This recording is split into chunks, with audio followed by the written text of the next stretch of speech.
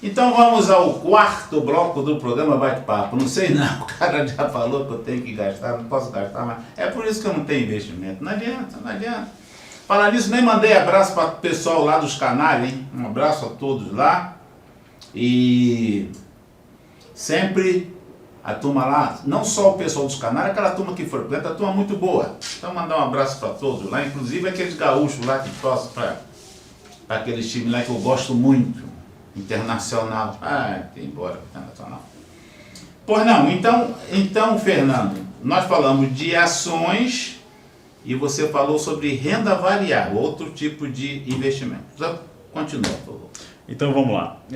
As pessoas acham que é muito difícil investir em ações porque esse assunto não é tão disseminado, né? Como é que eu vou escolher uma empresa para investir? Mas a verdade é que você não precisa escolher. Por quê? Porque existem fundos de investimento que podem ser fundos de ações, multimercado ou, enfim, diversos fundos. Qual é a característica desse fundo? É um gestor, eu sou gestor também, né, de um clube de investimentos. E o que a gente faz? Nós criamos estratégias de investimento, ou seja, nós investimos para as pessoas. É um grupo? É um grupo, exatamente, fechado. Aí você, se você quiser investir naquele fundo, você vira cotista dele, certo? E se o fundo tem uma rentabilidade positiva, ou seja, os ativos que ele compra vão se valorizando, a cota que você comprou vai se valorizando. Perfeito, perfeito. É diferente, desculpa Betão, de você querer comprar uma ação por conta própria e ter que gerir ela sozinho. Assim você entrega na mão de especialista. Tá certo, tá certo. Aquele cara que fica o dia todo ali, que a ação sobe e desce, esse é o que não trabalha com fundo. Existem, por exemplo, pessoas que investem dessa forma, comprando e vendendo todos os dias, se chamam day traders. O day trader, todo dia, né? Um gestor também pode fazer isso, só que vai ser na estrutura de um fundo de investimento, entendeu? Perfeitamente. Então existe um valor mínimo para tributação no coisa, né? O que acontece? Quando você investe em ações, você pode vender até 20 mil reais por mês, 20 mil. Que você é isento de imposto de renda. Certo? Perfeitamente. A mesma coisa funciona se você investe em criptomoedas, aí aumenta para 35 mil reais, se não me engano, e investimentos no exterior também. Tá bom, você pode... Me diz uma coisa, então nós falamos em ações, falamos em fundo de investimento. Quando se fala em fundo, lógico, o que é fundo? Fundo é uma cooperativa? Não, é pessoas que gerem, são profissionais que ficam procurando ativos positivos para poder vendê-los. Exatamente, eles procuram ativos, para aqueles ativos, eventualmente eles acreditam que vão ter uma rentabilidade maior, ou seja, eles vão ganhar capital em cima daquilo, e aí a sua cota vai valorizando. Inclusive, Betão, existem fundos de investimento imobiliários, que no Brasil, um dos únicos países do mundo onde essa cota que você compra, você recebe um aluguel mensal isento de imposto de renda. Isso é uma característica dos fundos daqui. Explica isso. Vamos lá. Fundo de investimento imobiliário. Você dá o seu dinheiro, compra uma cota daquele fundo. Aquele fundo tem diversos imóveis embaixo dele.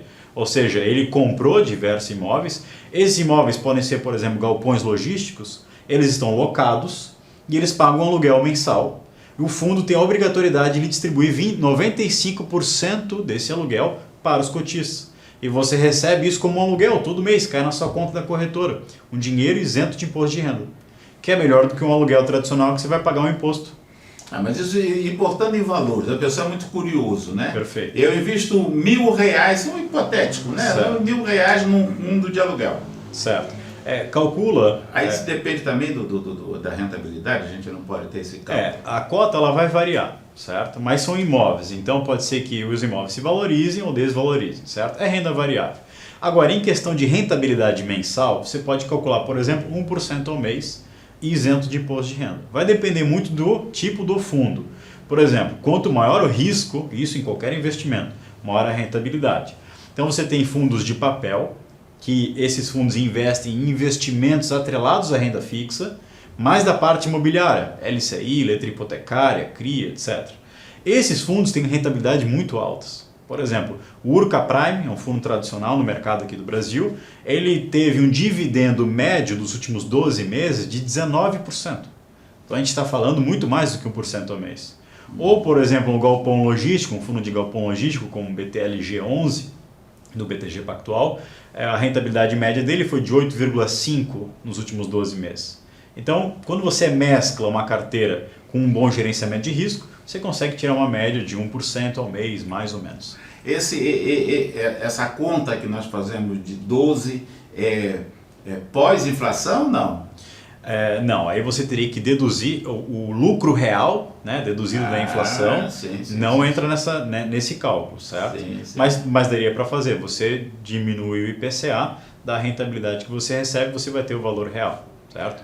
Perfeito. Então o investidor pode pensar em termos de 1% do valor que ele tem aplicado?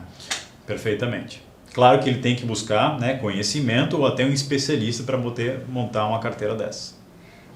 Então, se o cara que não sabe nada de investir, pelo que eu vejo, o certo seria ele procurar um fundo? O que acontece é, quem não sabe nada de investimentos e quer começar a investir, você pode, primeiro, buscar o seu gerente de banco. Segundo, buscar um assessor de investimento. E terceiro e mais importante, buscar conhecimento. Então eu acredito que quando você une o conhecimento com um profissional do mercado financeiro, você consegue, de uma maneira mais eficaz, rentabilizar o seu dinheiro. Porque aí ninguém passa a perna, né, em você. Então o que acontece?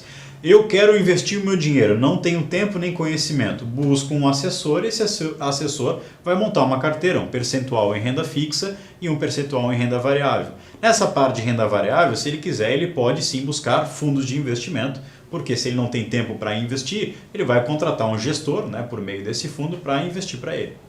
Fernando, sobre investimento, quais os riscos que devem ser evitados?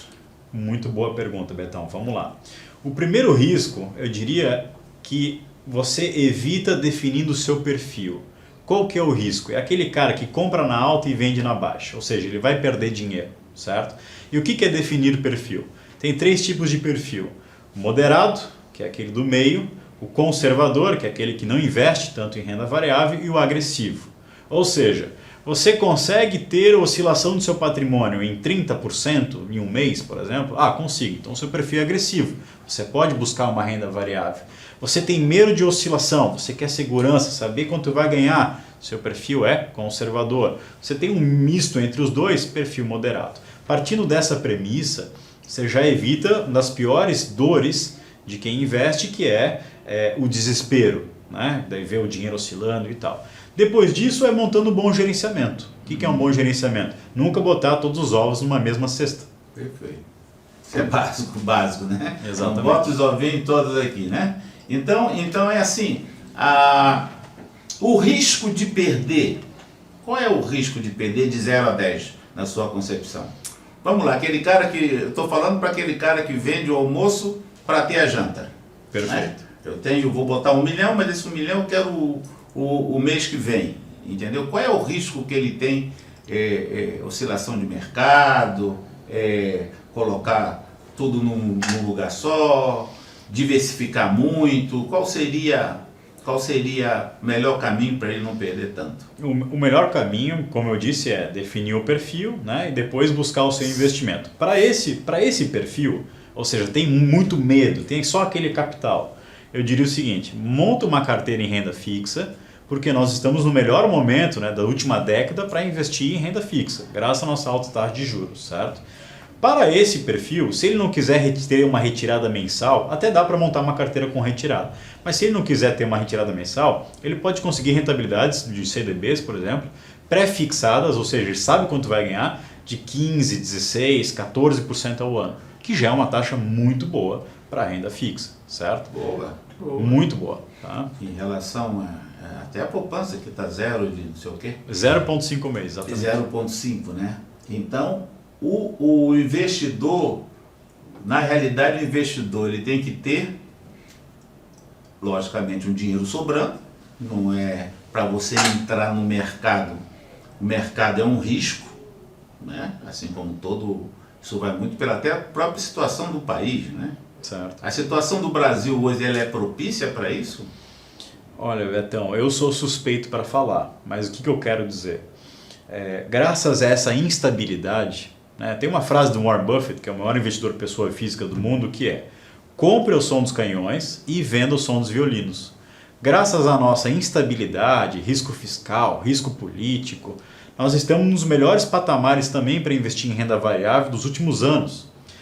Só vivemos um período assim na crise de 2008, foi a crise subprime nos Estados Unidos, e no primeiro mandato do Lula, lá em 2002, se eu não me engano, que nós tivemos também uma bolsa de valores muito depreciada. Então, nesse momento... É proibido o senhor dessa vez passa, mas esse nome não se pronuncia aqui. Perdão, é só uma questão histórica. Se eu só falar aquele. Exato. Então, veja bem. É só brincadeira. Eu sei. Mas é só para entender. Ou seja, está tão descontado que nas últimas duas grandes crises, né, que nós vimos de bolsa de valores, nós vimos valores como hoje. Ou seja, as empresas estão lucrando muito, mas o preço está lá embaixo.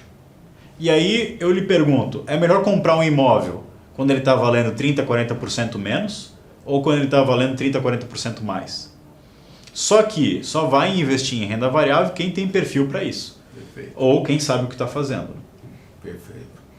Tudo é questão de não existe almoço grátis, né? Exatamente. O cara tem que... Então, depois disso que você está me dizendo, você vai falar para mim, sabe o que é? O que é efeito caixa d'água? Nós vamos falar nisso no nosso quarto e último bloco do programa Bate-Papo. Já voltamos.